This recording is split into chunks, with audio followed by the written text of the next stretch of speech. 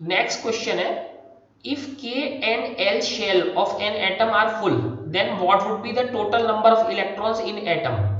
ठीक है, तो देखो पहला K फुल हो गई, तो K में फुल होने में कितने चाहिए थे? 2। ठीक है, L में भी फुल हो गई, तो L में कितने चाहिए? 8। ठीक है, then what would be the total number of electrons in atom? Total कैसे करा? 2 और 8 10, 10 इलेक्ट्रॉन्स। ठीक है, तो ये हमारी फिल हो गई। फिल हो गई, फिल होने के बाद ये देखो, ये कौन सा एलिमेंट है? ये नियॉन है, ये नियॉन है, तो ये एलिमेंट हो गया। इसके बाद अब ये देखो, यहां पे हम देखते हैं टेबल, टेबल देखते हैं पहले वाली। Composition of atoms for first 18 elements with electron distribution in various shells. ठीक है, अब हम ये कंपोजिशन देखते हैं, तो ध्यान से देखो, सबसे पहले क्या दे रखा है हमें? Number, name of the element. तो नेम ऑफ द एलिमेंट जैसे हाइड्रोजन, हीलियम, फिर उसका क्या दे रखा है? सिंबल हाइड्रोजन का क्या होता है? H। फिर दे रखा है एटॉमिक नंबर। एटॉमिक नंबर क्या होता है अभी हमें डिस्कस करेंगे कि एटॉमिक नंबर क्या होता है। Number of protons, number of protons. फिर क्या दे रखा है? Number of neutrons. फिर क्या है? Number of electrons. और फिर के, एल, एम और एन शेल में कितने हैं, और फिर लास्ट में क्या है? इसकी वैलेंसी दे रखी है। ठीक है, तो सबसे पहले तो एक चीज देखते हैं, नेम ऑफ एलिमेंट पता है? पता है। ठीक है, तो जो जो चीजें पहले हमें पता है वो देख लेते हैं, और जो नहीं पता है तो वो देखते हैं। नेम ऑफ एलिमेंट पता है, सबका नाम होता है। सिंबल, सिंबल भी हम देख चुके हैं। अब इसके अलावा देखो, डिस्ट्रीब्यूशन इन के, एल, एम, एन, ये भी हमें पता है कैसे करना, अभी सीखा है।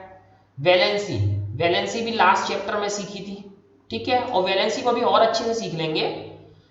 तो अब सबसे पहले देखो, अब देखो ये एटम के लगने का जो तरीका होता है, लास्ट चैप्टर में हमने पढ़ा था कि क्या चीज है जो डिफरेंट। देखो सारे के सारे एक चीज के जो थे एटम, एक एलिमेंट के एटम थे, जैसे सारे हाइड्रोजन, सारे हाइड्रोजन एक जैसे क्यों दिखते हैं, या सारे कार्बन एक जैसे क्यों दिखते हैं, या सारे ऑक्सीजन एक जैसे क्यों दिखते हैं, और ऑक्सीजन कार्बन जैसा या हाइड्रोजन जैसा क्यों नहीं दिखता? तो इनमें डिफरेंस कहां से आता है? तो रीजन सिर्फ ये होता है कि हम इन सबको एक नंबर से पहचानते हैं, जिसे हम कहते हैं एटॉमिक नंबर। जिसे क्या कहते हैं? Atomic number.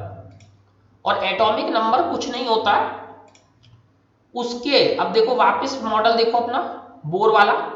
सेंटर में क्या था? एक न्यूक्लियस था, जो कैसा था? Positive charge. पॉजिटिव चार्ज में इसमें क्या था? प्रोटॉन। ठीक है, इसका मास कितना था? 1। इसके प्रोटॉन के साथ साथ इसमें ही न्यूट्रॉन था, जैसा हमने हाइड्रोजन में देखा था। अभी अच्छे से और समझ में आ जाएगा, न्यूट्रॉन था। न्यूट्रॉन के ऊपर चार्ज नहीं था, और मास कितना था? 1। तो ये न्यूक्लियस था, और इसके अराउंड कहा क्या थे? इलेक्ट्रॉन घूम रहे थे।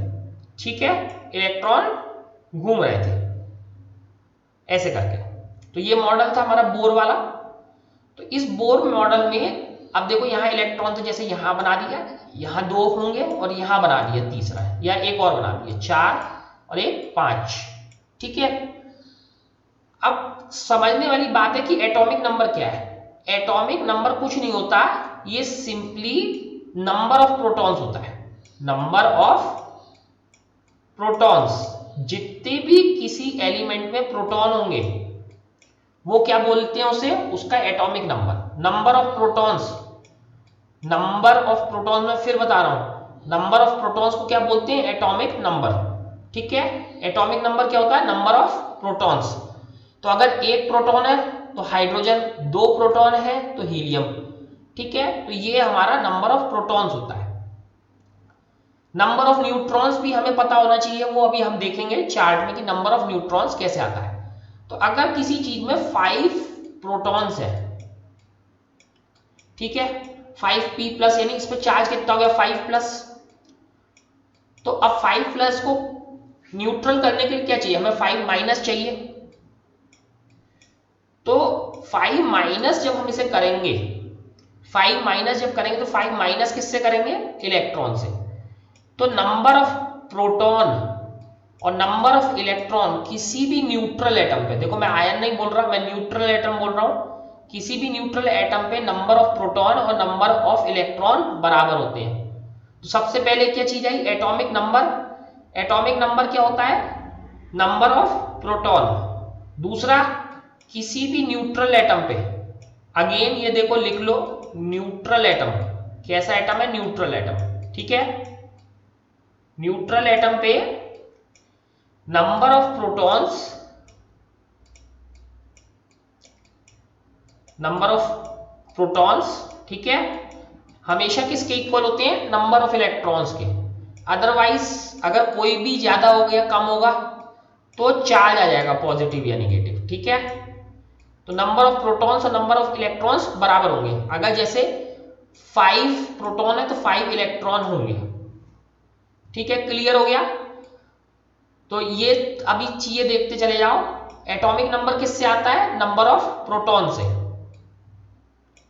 और नंबर ऑफ इलेक्ट्रॉन और नंबर ऑफ प्रोटॉन हमेशा किसी भी न्यूट्रल एटम पे क्या होते हैं, बराबर होते हैं।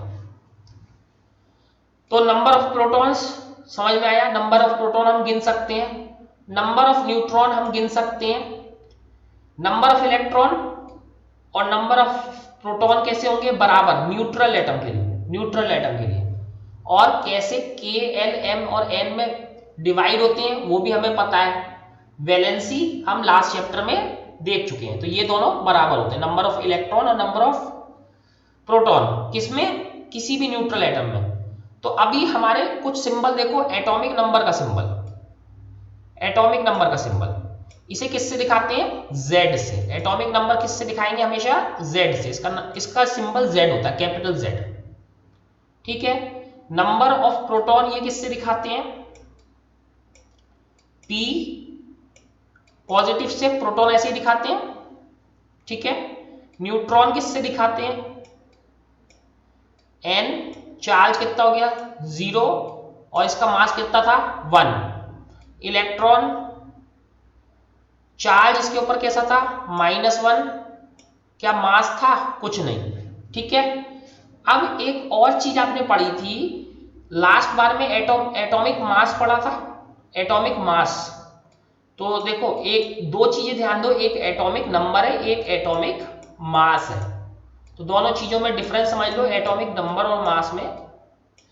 एटॉमिक मास, एटॉमिक नंबर किससे दिखाते हैं हम, Z से।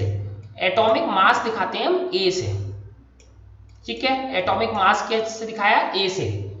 एटॉमिक मास कैसे निकालते हैं, एटॉमिक मास निकालते हैं